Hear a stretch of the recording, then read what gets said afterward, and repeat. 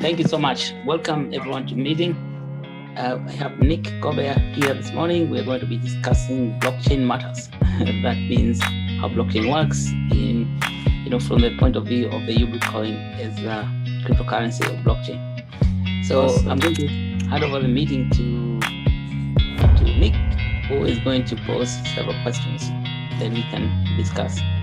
Okay, great. Well, thank you, Margaria, for having me, and looking forward to discussing these topics with you. So what our goal is here is to better understand blockchain in the context of your Ubrica coin to address global health. And we're going through this by breaking down your white paper, your Ubrica coin white paper. And today we're discussing the first section, section 3, which is the introduction. So before we really start, can you just define for us what is a white paper? Well, that's a great question. A white paper is a document you develop to be the foundational document for any type of work. You could say it is the document that carries the philosophy of the work that you want to do. That's what do we want to do? How do we want to do it? And why do we want to do it? So the white paper responds to such a question. I think everything in life should have a white paper, meaning white paper manifestos. For the political word for white paper is a manifesto, political manifesto, saying that this is what we are here for, that's what we represent, and this is what we want to do, and this is why we want to do it. So it defines the basis of the organization. That's what a white paper is. Yeah. Okay, great. So it's pretty much the roadmap for your goals and objectives. And I think your goal, it can be summed up in the phrase global health. So as we go into this, we're going to be looking at cryptocurrency in relation to global health. So what is global health? Well, that's a question that has been very evasive to a lot of minds in this world. Global health, to me, means health of everyone in the world. And that is very difficult to achieve because everyone cannot be healthy. But of course, everyone can also be healthy. If it means health to produce health on everyone means active actions, things that we have to take. We have to take certain actions in order for health to happen on everyone. And I think global health is defined differently by different organizations as universal health. Most likely, the term that people are familiar with is universal health. And universal health means, I think the best this point is that everyone has access to health. To health. So global health can be equated to everyone in the world having access to health. See, that's the basic definition, access to health. And then that asks the question, what is access? Yeah. Yes, it does ask the question, what is access? But in reading the introduction of your white paper, it seems we can narrow in a little bit more on that question of what is access. You seem to state that being excluded from the financial system is a huge barrier to access to health. And just tell me a little bit about how people are excluded from the financial system in, so Ubrica coin, right? It's meant to operate within Africa, correct? Yeah, within Africa, but cryptocurrency is global. It operates everywhere in the world. But let's go to the question of access. Access is the question of having ability to buy things that can help you produce health. I talk about producing health for yourself because health has to be produced before it is taken care of. Like what you say in healthcare. To produce health relies on somebody having money to buy good food, that's good nutrition. It relies on somebody living in good environment that does not have pollution, and relies on someone being able to stay away from animals, the animal kingdoms like mosquitoes and rats and bats that transmit diseases, viruses to humans. Now, being able to buy food will need someone to have money. Being able to good environment will need someone to have money, and being able to stay away from the animal kingdom or to protect oneself from they're attacked by animal kingdom, transmission of diseases from animals will need someone to have money. So access to health is equivalent to having access to money. Then we say, where does money come from? Money comes from having access to market, somebody being able to sell what he or she produces. If you cannot sell what you produce, whether it's producing vegetables, producing livestock, or producing knowledge, selling knowledge, you need to be able to sell it. If you cannot sell it, then you cannot have access to money. And that means that you won't have money to produce your own health. And so the people in African continent, what's called the third world, are systematically excluded from access to market. And we believe that if we are going to help people produce health or access health, we have to enable people to access the market. And market access is excluded primarily from the financial system, by the financial system. That we have a whole set of people, billions of people who are excluded from the financial system. And those people are termed, as unbanked population. So when people are unbanked, it means they're totally out of the finance system. That means that they are not able to pay for transaction or to receive transactions for the things they want to sell. See? Okay. Yes. So if somebody cannot transact financially, it means that that person cannot sell what he or she produces. See? And if he cannot sell what he or she produces, it means that he won't have access to money to produce health. That means he won't have access to health. That is the direct connection between money, access to money, and access to market, and access to health. Now, when you say that people are unbanked, can we substantiate that just a little bit in case people viewing aren't familiar with what exactly the implications of that, what those implications are? So in the United States, I'd say that we take certain things for granted, certain payment systems. Are there popular payment systems that we take for granted in the United States that are not available in the African continent? Oh, yes. There are two levels of unbanked. The commercial banks in the African continent systematically exclude people who do not have certain amount of money to bank with them. So you go to the bank, you want to open a bank account, you have to deposit, a defined amount of money. If you don't have it, then you are not going to have a bank account. In some banks, they you have to bank 250,000 shillings, just to open a bank account. So the bank has got these restrictions saying that you cannot open a bank account if you don't have this amount of money. And that definitely slices out a lot of people, or slashes a lot of people out of the banking system. Okay. Yeah, that means they cannot have, and when they don't have access to money, access to banking, then how are they going to transact with people who are not directly next to them? It means that the only option that is left is exchange of commodities, goods, directly, what would call barter trade. Like I can exchange a goat with a chicken. Yeah. Sure. The second level of exclusion from the banking system, or say the financial system, is through the international international money transfer systems, or you could say exchange systems. Now, and these people also, the people who create those international payment systems, they are known as payment gateways. They do not allow people in what's known as third world countries to exchange, such that if you try to implement a payment gateway in the third world, it means that they're going to tell you your region is not approved. Yeah, because I found out that the systematic exclusion of third world traders from the international payment gateways, or and that means that if they are excluded from the international payment gateways, they are not able to sell things within their own country Mm-hmm. because they cannot receive payments, or they cannot even sell things outside their country. Like, for example, if they want to export some product, it becomes a very, very tedious process. So an ordinary person is not able to do any of those things.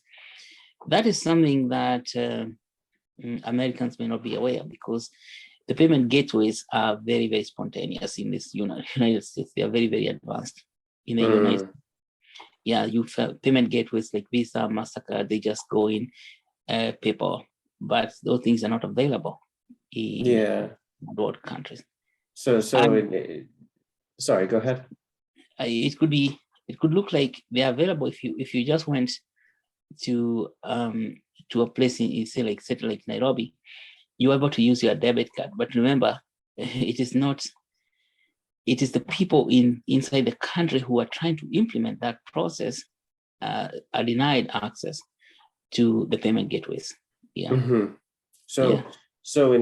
To kind of state all of this succinctly, we have a population in the third world where there's people split on either end of the economic spectrum. I imagine there's people who are quite poor and then people who are quite rich, maybe a very smaller percentage of rich people at the top of the spectrum, with not a real robust middle class that can afford the everyday things. So for the vast majority of people at the bottom of the financial spectrum, they don't have the money that they need to enter into the domestic financial system just because of that deposit barrier of entry. But then also they're excluded from the global system just because the payment mechanisms are not approved in their region. That sounds like what you're saying here. And I think that leads to our next point of, you use in your white paper the phrase high economic friction. So I think that means third parties taking a cut of transactions as they go about. Can you talk a little bit about the high economic friction environment in the African continent and how that kind of contributes to the exacerbation of financial inequity and inaccess? Yes, high economic friction means that every time you want to buy something, there's a third party who is taking money or maybe enabling transaction. And that usually are the banks or other financial people who own the financial system. If you want to take some money, the transaction fee is very, very high. That is friction right there, because the money, if you're paying, say, you're paying for something, then may say 10% or 11%, even up to 30% of the money goes to pay the middleman. Does not help. Yeah. So and it begins with the credit system. Yeah. Such that the money is issued in a credit style, that you cannot get money unless you have good credit or stuff like that. And so to borrow money, the commercial banks implement very, very high APR, annual percentage rate, borrowing. The loans. So the loans comes with anywhere between 20%, 30%, sometimes only 40%. So you'll be paying money interest rate of about 40% or 20%.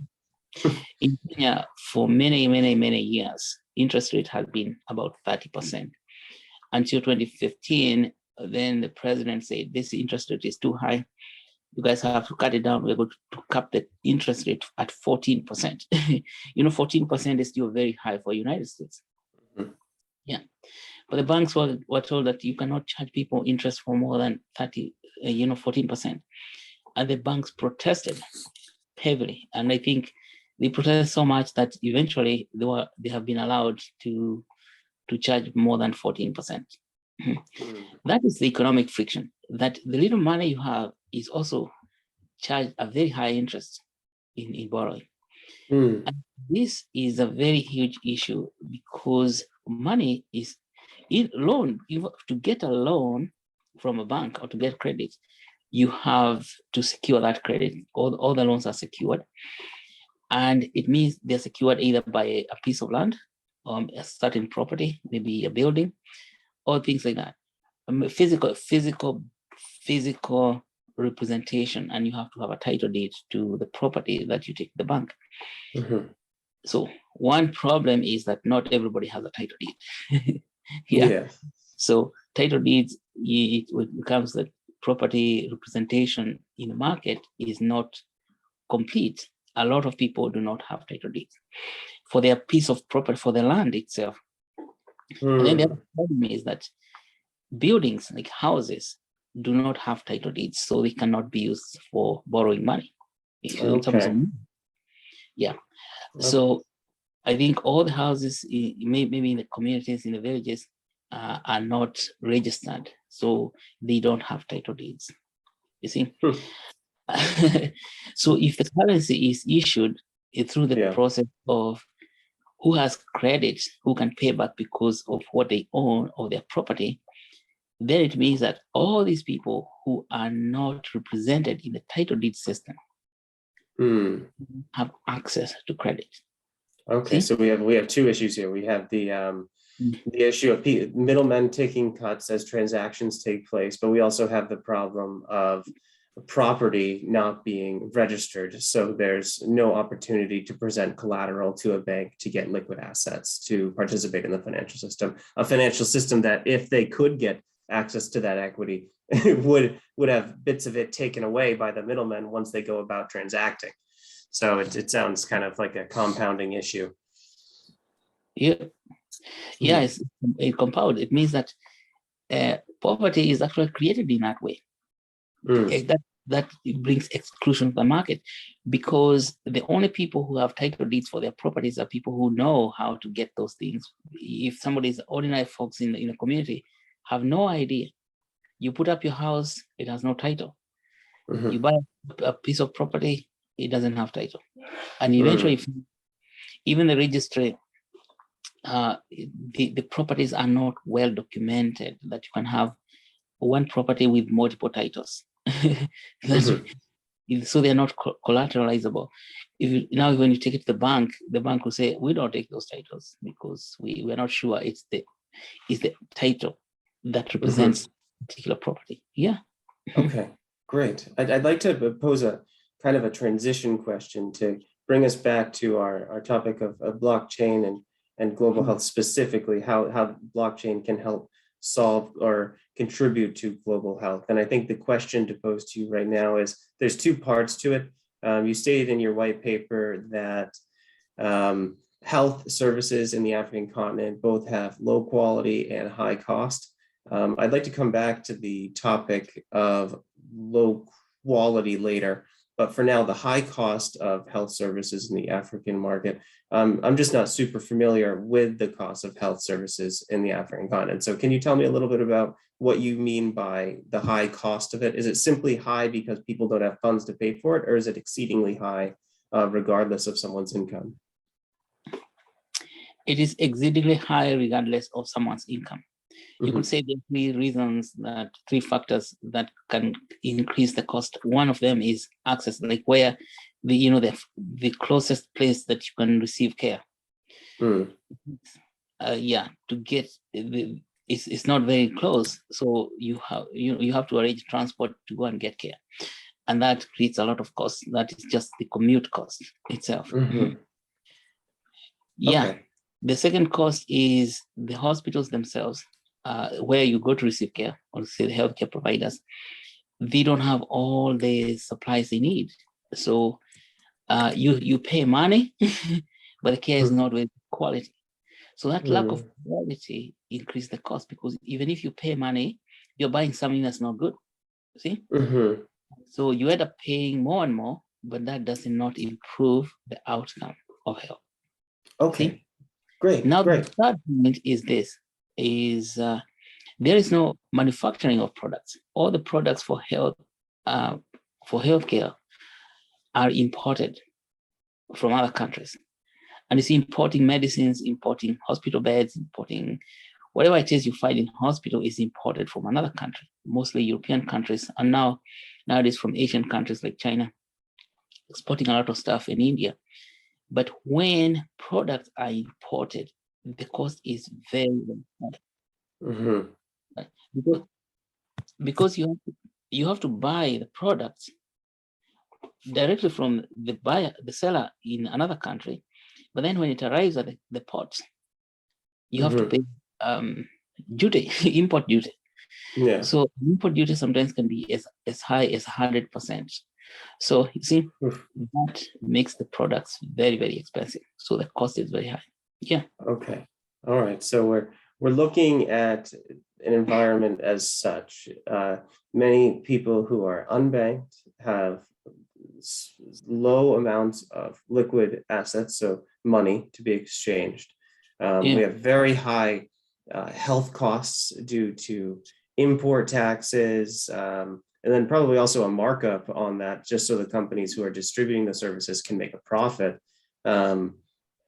And we just have people who can't really pay for this. So we have a very poor health situation going on in the African continent, according to your white paper here. So enter, is it Ubercoin or Ubracoin? How have I been saying it? Yeah. Ubercoin? Ubercoin, yes.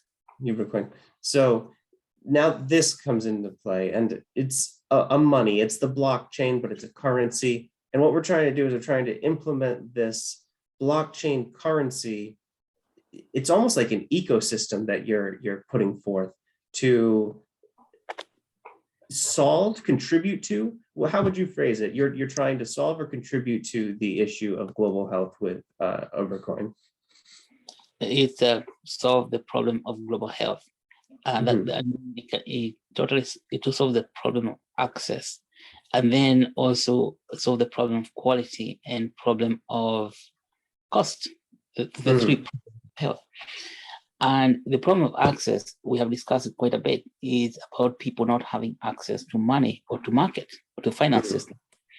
So because of the way cryptocurrency is issued, cryptocurrency is not issued by requiring people to have physical representation like title deeds and things like that, and so it's not based on a credit system. It is on the other side of credit. It's a debit type of system, and it is not centralized. That means that it doesn't require on the centralization that we have today in the finance market, which makes it impossible for people to gain access to market. It is completely decentralized. So, yeah, totally decentralized. And then you're not going to have people saying your region is not approved. yeah. And so it doesn't require approval. It's permissionless. You see? Okay. It's permissionless. So it's not centralized. It's decentralized. It's permissionless, and it is boundaryless. It's borderless. It's not a currency for any particular country, but it's a currency for the entire world. See? So these are very, very good properties of that type of transaction as a currency, because it can help people to transfer money from pocket to pocket, so that people can actually receive payments and they can accept payments. So, and does not have the financial friction that you would have, like you have a middleman, a middle person who is taking 30% of the money as it is passing through, because it is peer-to-peer, is direct from one person to the next person. That's peer-to-peer transaction. And that solves that problem in a very, very big way. When people are able to sell to buy things locally, and they can sell what they produce, they have money in their pocket. That money enters into the second level economy of manufacturing, where now we can manufacture our own goods and we can manufacture things that are needed in the hospitals. We can manufacture things that are needed in pharmacy. And also it helps to pay for research. You can now pay directly for research because there's money available for paying for research. And that means we can translate the knowledge that is local into products that can solve problems of everyday life in the local communities. Yeah. That is what the blockchain has, those properties. Yeah, it is. Okay. Cool. Thank you for that. You used a certain sentence in your white paper, and I think this sentence might encapsulate the description you just gave, but perhaps you can comment on the sentence itself, because I think this topic of, how does blockchain work? What is it going to do for us as humanity, humanitarian level? It can be quite complex with people who are new for it, but you stated in your white paper that the Blockcjhaiin, which is essentially a cryptocurrency, is a low entropy channel for high entropy knowledge, innovation, and transactions. Is that essentially what you just described there? And if so, or if not, can you kind of just clarify that statement? Yeah, in everyday life, there are two phenomena happening simultaneously. There is low entropy and high entropy. The word entropy comes from the second law of thermodynamics. That is physics. Entropy is disorder, you see? And high entropy means something that has a lot of disorder. Low entropy means that it is stability, you see? Now, when you're dealing with human beings, or the occurrence of disease, let's say incidence of disease. Incidence of disease is very high entropy, because nobody predicts that I'm going to have diabetes next year. You see, it's not predicted. You cannot predict what health problems that are going to arise even the next day. So that's high entropy, and that means it's unpredictable, and it is not stable. It's not, and then because something that's unpredictable like that, it needs something stable to rely on, so that when the instability thing happens, you have something to work with. So that low entropy channel is like having a stable currency that can actually take the shocks of high entropy.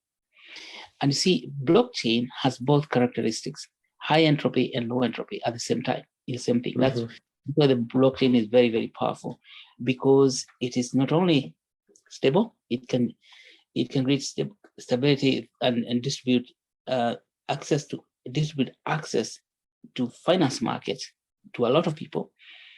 And you could say that is a channel that is missing for a lot of people. The high entropy aspect of it is that there is a lot of volatility in it. And volatility comes from the volatility of life, what we call vicissitude. Life is not, one point and say, this is it, I'm done. No, it is highly volatile. And that volatile needs a system that can accommodate volatility. So the blockchain can accommodate volatility. At the same time, it's also stable. Yeah, that's what low entropy and high entropy indicates. Now, as a channel, say, for example, let's go specifically for the translation of knowledge. See, the knowledge in African continent is not getting translated. Because to translate knowledge, you need a channel that is, first of all, stable for producing knowledge. And then the knowledge that's coming out is highly volatile. Because say, if you work, say, in a university, you will know that there are so many different ideas coming out, or any knowledge type of producing organization. So you could say that if you have money, you can afford to pay for different types of knowledges and fund translation of that knowledge into biomedical products like tablets. From the research, you can find that the research that's going on in African continent does not get translated at all. So it looks like there's no knowledge happening there. Knowledge is there. It's very high entropy. And because we do not have a low entropy channel for supporting that high entropy knowledge, then the knowledge looks like it does not happen. It doesn't occur. That's why you would be very powerful in work, even with the universities, organizations, research organizations, to produce that stability to support the high entropy instability. Yeah. Okay. So we've identified two things. We've identified that there is an issue, a global health issue. There's an access issue. There's also like mechanism level issue of translating global health efforts into practical results. And what you're proposing is a low entropy system, something that's simple or appears simple, that boils down the complexity into something usable, practical, where we can make change, and that would be a Blockcjhaiin. And you state that a Blockcjhaiin would increase the money supply and increase retail commerce. And I think that goes back to our original topic of access, because access was essentially in the beginning prohibited by financial ability to enter the health services market. So I'm curious, what do you mean by increase the money supply? I assume it means just making a money supply available to people and not so much inflating an existing money supply. And then retail commerce, I assume that just means, attaching value to the goods and services that people produce and allowing them to capture that value for themselves rather than having it taken by someone else. Does that sound correct? And would you add anything to that? That is correct. It is that one other thing we have not talked about the blockchain is that it helps to represent value. Mm-hmm. The value that is being produced by these people in the third world is not represented in the market. So when the value is not represented, it does not look obvious. And well, the idea of money supply, increasing supply of money is not so that we can have inflationary amount of money. That's not really what we need. But I think the correct word is access to money. Mm-hmm. Yeah. It looks like there is not enough supply of money in the world because people seem to have it. We have poverty, but I think it's not really supply that is lacking. Is access to the money represent value that they produce in the community. You see, the unrepresented value in the third world is known as dead capital. Value, when value is represented in the market is known as capital. Unrepresented value by the unbanked population is known as dead capital. And blockchain is very, very powerful mode of representation for two reasons. Not only is it accessible directly to anyone who has a cell phone, a smartphone. No, it doesn't even need to have a smartphone, because we have worked on access to blockchain through the feature phone, the old feature phone that does not have a smartphone capability. We have created a feature phone wallet. This means that whatever is anyone who has a feature phone can do blockchain transactions. That means anyone with a phone in this world, because we either have feature phones or smartphones. And when the value is represented, on the blockchain, it's codified right away. Here in the United States, we know that very well in what we call non-fungible tokens. A non-fungible token is representation of value into the marketplace by just taking a picture of that product, and then it's represented as a token, becomes tokenized. That's what we call tokenization. And that tokenization, if it's a universal, it's all over the world, it means that it's going to put into life that capital that is dead. It brings to life the dead capital. So tokenization, I think, is another word for saying bringing dead capital into life capital. Yeah. Yes. And so non-fungible tokens represent more than the 700 times the gross domestic product of any nation. Yeah. Wow. This means what we call poverty is dead capital. There's a lot of capital out, but it's unrepresented. But as you've seen with the NFT in this world, in the United States, the blockchain is able to represent dead capital in a very surprising way, exceedingly surprising. Yes. And that's what I'm excited about, that now we will be able to represent that dead capital, which is more than 700 times the gross domestic product, into life capital on the blockchain. And that means wealth for the local people. Yeah.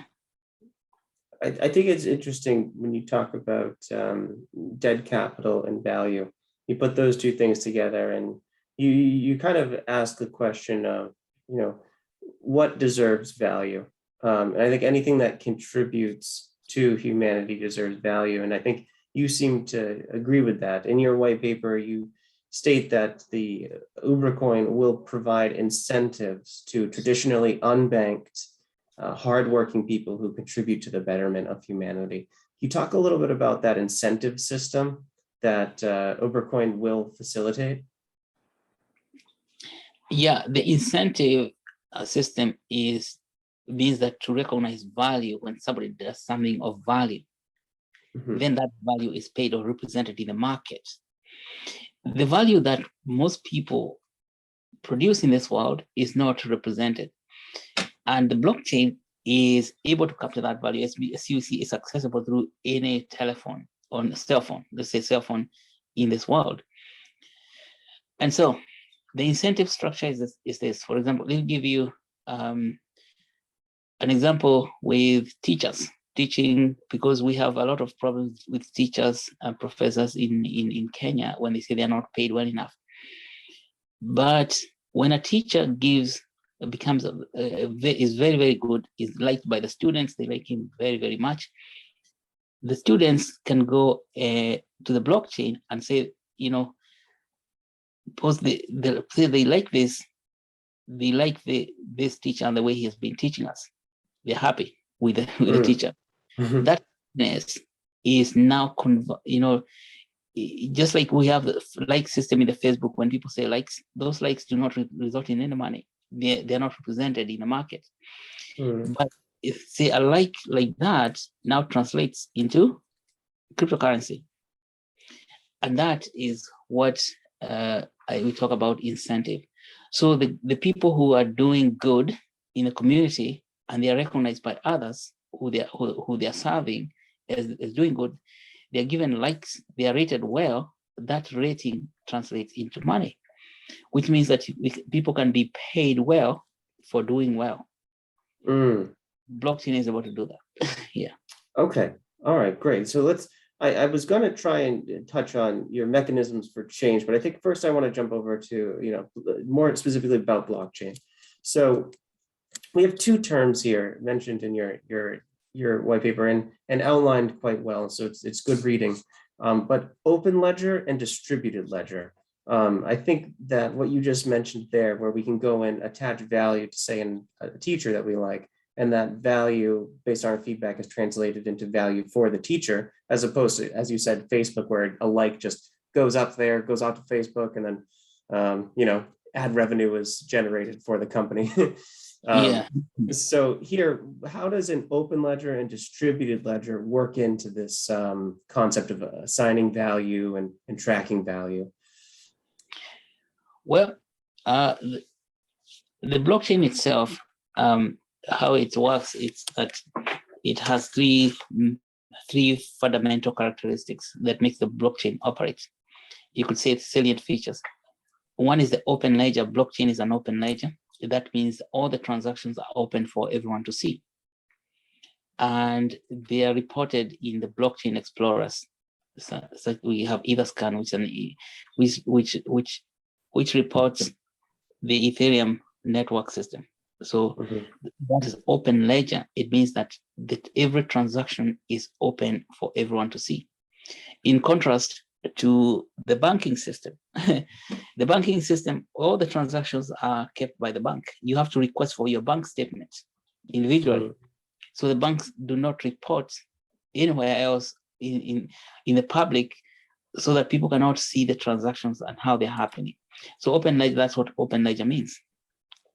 And the other question was distributed ledger. The ledger is distributed because the transactions are approved by a distributed system of computers that anyone in the world can download a software for approving transactions.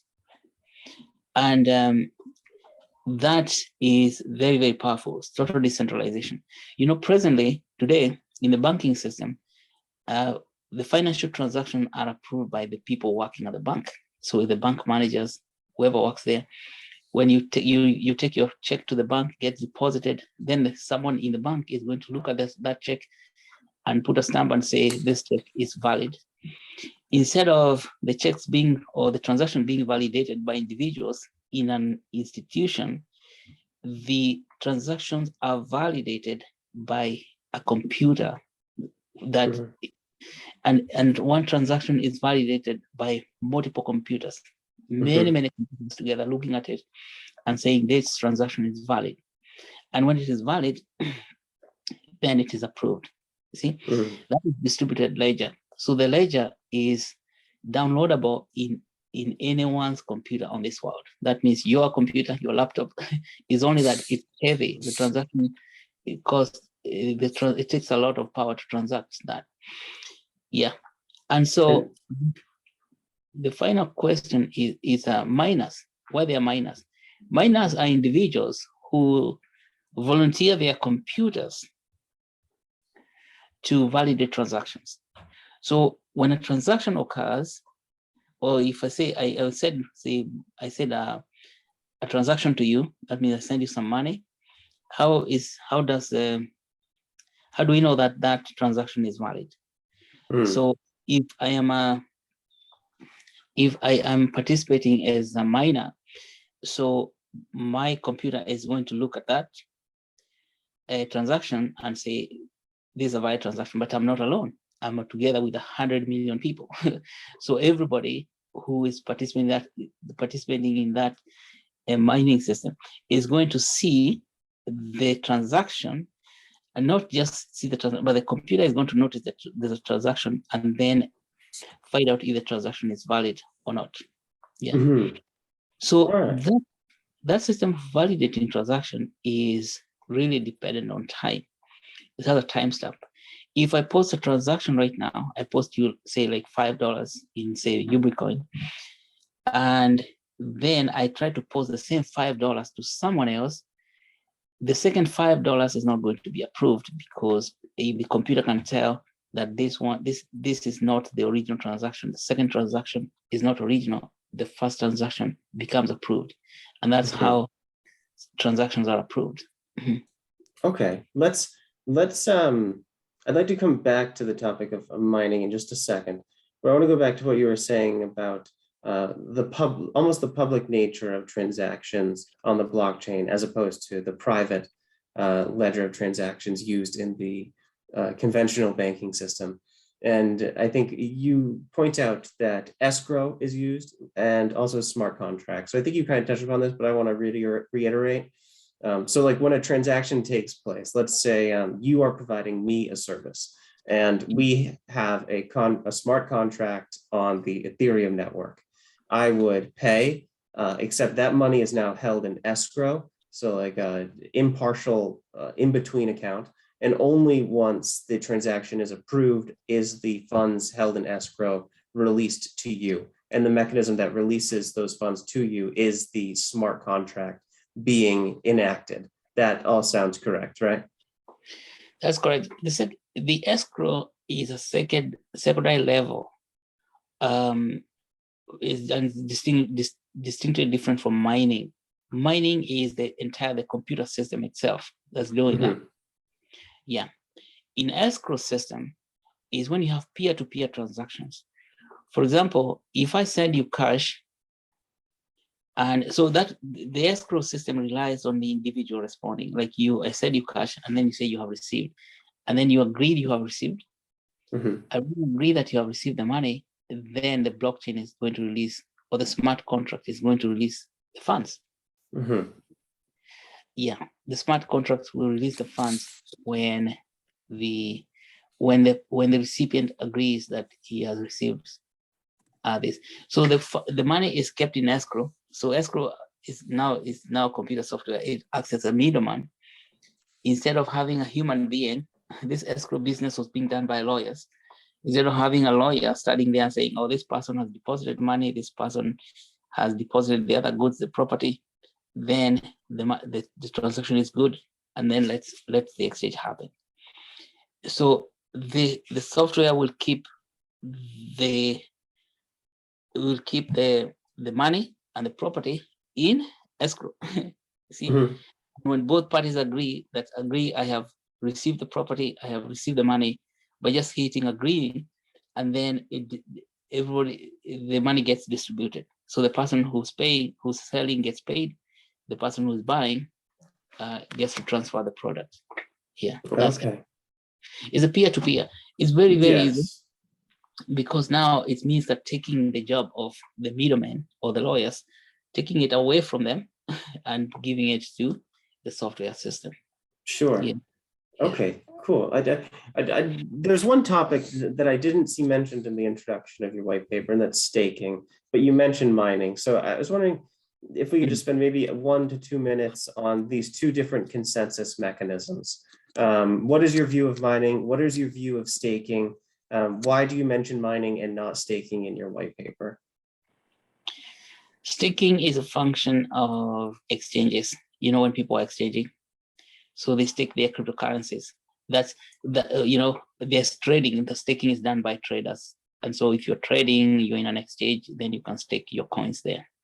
And staking is like betting that in the future, this is going to earn money for something. So when you put your coins on an exchange, a decentralized or centralized exchange, even decentralized exchanges today, they allow staking.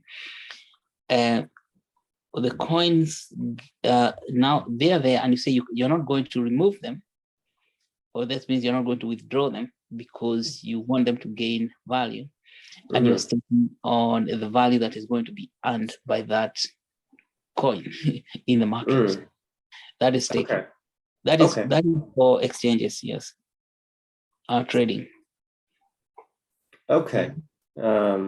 I've heard of staking being used to secure networks, such as, we hear about Ethereum moving to proof of stake, and they say that when stakers stake their Ethereum, those are leveraged against transactions to validate them. But what you just described sounds a little bit more to me like a dividend receiving index fund. That's right. Now, for the proof of stake, what some blockchain developers have done is the initial blockchain, which was Bitcoin, was mainly the mining was based on proof of work. The work itself was validating transactions. That's using your computer to validate transactions. And that consumes a lot of energy, because all those transactions have to run on what? On your laptop. And that is mining, right? That is mining. That's mining. Yes. Now, the secondary type of mining that's coming up today, it has been there, but has not been very well implemented with Ethereum. And Ethereum is actually working on proof of stake protocol. It means that instead of having other computers mining, the mining is done by individuals. What you do, if you want to participate in the proof of stake program, is that you deposit a certain amount of Ethereum, such that if you're saying that you're going, or you're betting that this is, it seems something as betting. You're betting that whatever you're going to do is going to generate revenue.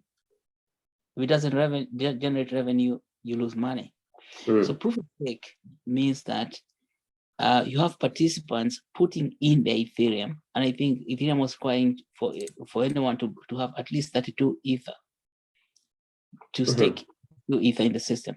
Those coins are held in escrow. They cannot be withdrawn, because you're using those Ether to validate transactions instead of using electrical energy. Yeah. It's very innovative. Instead of using electrical energy now, is using the cryptocurrency itself to validate itself. Okay. All right. Yeah. Cool. Well, thank you for expanding upon that. I think that this proof of work, proof of stake is a little bit separate from our topic again, but I think it's a useful one to kind of delve into, just try and clarify for people viewing, or for myself also. And I think articulating things is always a good way of, going through life. So thank you for doing that. But finally, we have 4 almost institutions that you're proposing in the introduction of your white paper for your cryptocurrency. And I think the first one is an online retail center. And what is it called? Blockcjhaiin.com? Blockcjhaiin, yes. Can you tell me about Blockcjhaiin?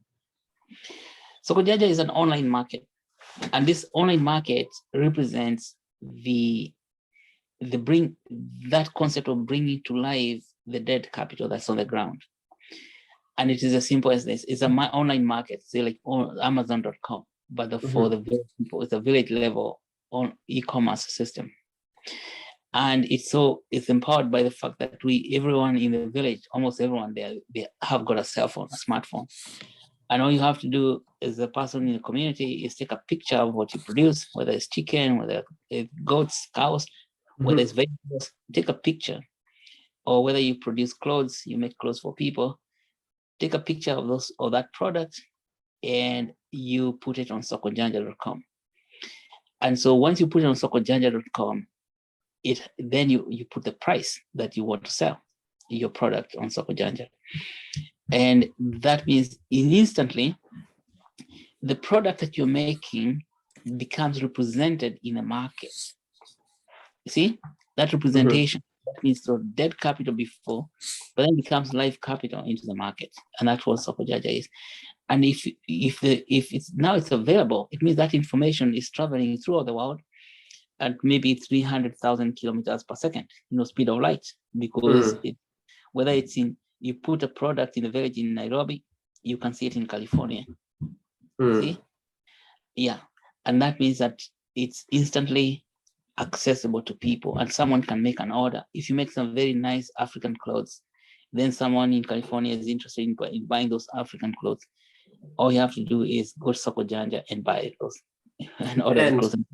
And creating an online store, an online retail store, Blockcjhaiin.com. We take that, we allow people from these villages to, or these people from the villages in Africa are able to post their goods on this store, which can be viewed by people, locally or all around the world. And the currency used to pay for those goods is the Ubra coin. And the benefit of this is that it bypasses exclusionary financial systems and allows individuals to retain the value for what they're producing, correct? That is correct. Awesome. That is very powerful because you can see all that unrepresented value in the ground becomes represented and people are able to sell. In fact, so easy because ordering something like we have seen the experience during the corona pandemic in the United States, that online shopping is quite easy to do and is possible to execute. And when people become aware of it, then it becomes another way of building a lot of value for what they produce. Yes. Oh, I love it. All right, let's move on to number 2. You also are proposing physical Ubruka retail clinical centers. What is a physical Ubruka retail clinical center? The retail clinical centers are clinics that has got a retail components, medical clinics. We found out that people in everywhere in the world, they choose to go to the market instead of going to hospital or to go to the clinic when they're sick. Now becomes much worse in the third world because there's no access to any clinic, there's no hospital anywhere nearby. So instead of having hospitals or clinics building in a separate location, and then the marketplace in its own separate location, we have the marketplace in a clinic or the clinic in the marketplace. That means that mothers do not have to choose between taking a baby to the clinic or going to the market to try and sell their cabbages or their vegetables. See? And that is, yeah. And so much like we will see in the United States, we'll see a CVS pharmacy in a grocery store, something along those lines. That is true. And you see that idea of retail clinical centers in the United States just came maybe in the last decade or so, because before you could hardly see a clinical system, or health delivery system in a supermarket like CVS. See? much like that. Yeah, it's quite similar. And I think that's a good example. Okay. Yeah. Oh, okay, good. So we have an online retail store that's separate from the financial system that's currently in place and is globally inclusive. Now we are opening up a clinical retail store for people who, prefer to go to a retail environment as opposed to a hospital, increasing inclusion that way. And now you're also, number 3, proposing science and technology parks, which I believe would be funded by the success of the Blockcjhaiin. So science and technology parks, what are they? The science and technology parks, an idea of working with universities so that they can translate the knowledge that is being produced in the universities.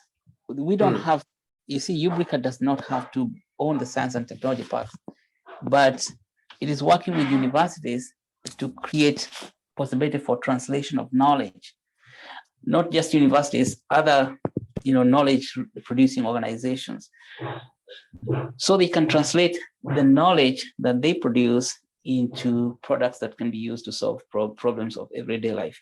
I'll give you an example. Women in the village produce bananas, but those bananas are they're not added value. Yeah, they just produce bananas to sell to people in the next village, in the next door. If they added value, they can actually be packaged and shipped out to a distant location, not just in the village, and they can be stored or put in shelves where they can be displayed and last longer. People in university, we have agricultural universities that know, people who know exactly how to add value to those bananas so that they can become commercial products. Now, the problem is that between the women in the villages and the people in universities, there's no one helping. The knowledge stays in the university, and the women in the village have their own knowledge about bananas, but that knowledge in the university does not flow into the village. Sorry. That's what I was talking about, creating a stable channel that can have the flow of knowledge from the university into the village. The stability of the channel comes from providing funding for people to transport their knowledge from the university to go to the village and help the women or the men who are working there to add value to their products. I see. Okay, so we're doing an online presence, a physical presence, and then we're creating this almost this bridge, this pathway, this flow of knowledge to and from traditionally thought of institutions of education, higher learning, with everyday people who typically have been unbanked. So we're allowing knowledge to just flow freely. That's a science and technology park. It's an intellectual bridge. Knowledge, in order for knowledge to flow, it requires money. But where does the money to finance that flow of knowledge come from? See? And money means that we have to get the scientist who is developing the system for adding value to bananas. We have to put money in his or her pocket so he can fight to go to the village. And in the village, we have to build a produce value addition workshop. We see the produce value addition works for bananas, where people in the village can be meet with this person from university to learn how to add value and package their bananas so that they can be put in the market for long-term consumption, or even for shipping outside. Yeah. Okay, so it all interconnects. Sorry, go ahead, say that again. I said without money, that process doesn't work. Yeah. That's true. So so the knowledge seems to stay in the university without moving. And it's because there's no money. After university relies on people paying school fees, they train them, and then they teach them how to do a lot of creative stuff. But then all that knowledge is left there in the university. so that people can go out and look for jobs. And there are no jobs out there. That's another thing. So how are jobs created? But that idea of university science and technology path is not a physical infrastructure. It's a phenomenal infrastructure. Yeah, that enables people to understand that knowledge will flow from one location to another if we finance specific. If we provide specific funding to enable knowledge to translate. Yeah. Okay, so making that a priority, translating knowledge. All right, I like that. Let's. I think we can perhaps dig into that further in the future. You know, what specifically should be funded to help facilitate that flow of knowledge. But let's move on to the final, the number 4 point. So to recap, we had our Blockcjhaiin online store, our physical retail clinical centers. We had our science and technology parks, which are not actually physical structures. They're kind of more, invisible out there in the cosmos, kind of interconnected system of knowledge. But now we have a biomedical industrial city. Now, when I hear that name, I think that is the shining crown, the big ultimate goal of Blockcjhaiin. But it might just be the words flashing in my mind in that way. So what is the biomedical industrial city? That is, you see, all this knowledge that's being translated and value-added products. So, for example, we are learning to add value by combining university knowledge with village-level knowledge. That requires a place for manufacturing. That's a real estate concept. It requires a place, a real estate. So there need to be a real estate somewhere that is now becomes the home or the center point, or what you call the epicenter for innovation. That's what we call industrial city. It doesn't have to be a big city or anything. It is a epicenter of manufacturing of products that have been added value from the local knowledge. See? Yeah, and that's, you could say, epicenter of translation, and that can invite a lot of people to come in and share their knowledge, so long as there is money. See, if there's no money to support such ideas, then people are not going to come there. But when there's Blockcjhaiin and stable currency, or doesn't have to be stable currency, but talking about stable structure, yeah, then it can allow these high entropy, unstable ideas to be developed and funded. Yeah, and that's the ultimate outcome of all this is a biomedical industrial city. Do you vision a single biometric industrial city per regional location on the globe? Do you envision a giant one serving the entire globe, or are you thinking only about the villages in Africa at this point? I think that would serve, because this is a global health project, it would serve the global health community. That means that it serves people in the world, around the world, different places. Yes.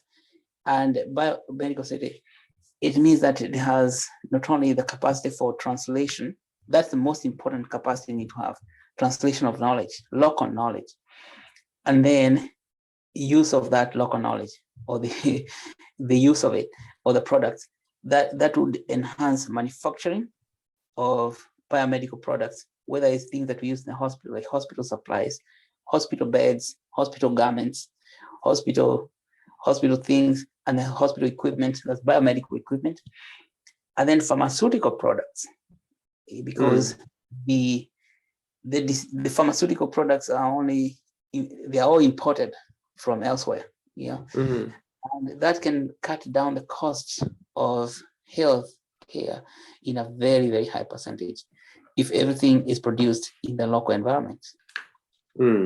Yeah. Okay. Yeah. Cool. And of course, yes. Then it's going to create lots of jobs, because there are going to be people working there providing services, and you work in manufacturing, and that creates a whole new environment, a whole new ecosystem that's so different from what is there, what is missing. Well, Yeah. perfect. Now, I think probably many of your viewers and audience and colleagues are familiar with this project, with Ubercoin and everything you're doing. I think for new people, it's good to hear all this introductory info that's outlined in your white paper and the three, 3.1, 3.2, 3.3 sections of your white paper. And I certainly found it valuable to be able to pull out key concepts from that introduction, pose them to you, and get your live reactions to them. So thank you for that. Do you have any additional thoughts or ideas you want to present on this initial foundation that we've laid out here? Well, what I would like to say that we can continue this conversation so that we can unpack this project slowly.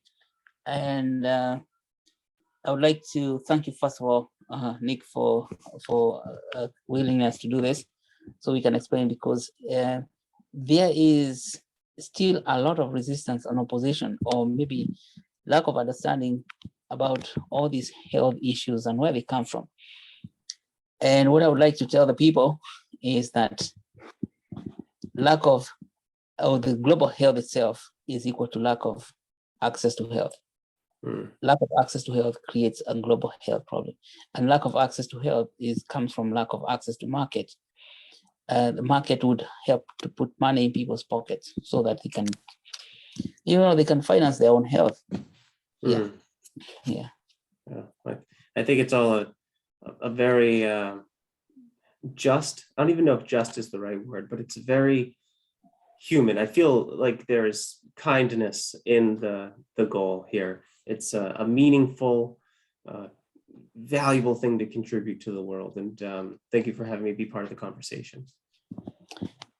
Thank you so much. And thank you so much for taking time. And let's have this more conversation like this, invite more people. And awesome. This will be available on YouTube. Awesome. Looking forward to it. Yeah. You have a good one. We can edit. All right. Perfect. Okay. All right. Okay. Are you gonna? I didn't know if you wanted to stop recording before saying goodbye, but I want to stop recording. I don't know.